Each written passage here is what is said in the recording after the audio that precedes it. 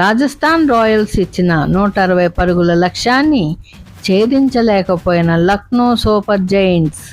Rajasthan royals Lucknow super జైంట్స్పై 40 పరుగుల తేడాతో గెలుపొందింది. జోఫ్రా ఆర్చర్ యొక్క చక్కటి బౌలింగ్తో 3 వికెట్లు తీసుకోవడంతో గెలవడానికి దోహదపడ్డాడు. ఎల్ఎస్జీకి నష్టం కలిగించాడు. ఓపెనర్ ఆయుష్ బదోని మొదటి ఓవర్కే రన్అట్ అయ్యాడు. Captain Rishabh Pant, Aiden Markram 0తో వెనక్కి తిరిగారు.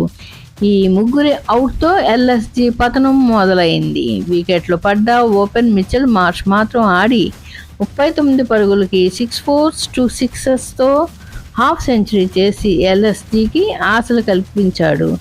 మార్ష్ అవుట్ అవడంతో ఎల్ఎస్జీ ఆట ఓడిపోవడం ఖాయమైంది. లక్నో 119 రన్స్కే ఆల్అవుట్ అయింది. బ్రిజేష్ శర్మ లాస్ట్లో ఒకే ఓవర్లో 2 వికెట్స్ తీసుకోవడంతో ఎల్ఎస్జీ ఫినిష్ అయింది. రాజస్థాన్ రాయల్స్ బౌలింగ్లో ఆర్చర్, బర్గర్, బిష్నాయ్, జడేజాలు ఎల్ఎస్జీ వికెట్స్ తీయడం జరిగింది. మీకు ఈ ఛానల్ నచ్చినట్లయితే ఐపీఎల్ హైప్ తెలుగుని లైక్ చేసి, షేర్ చేసి, సబ్స్క్రైబ్ చేసుకోండి. మరిన్ని అప్డేట్స్తో మీ ముందుకి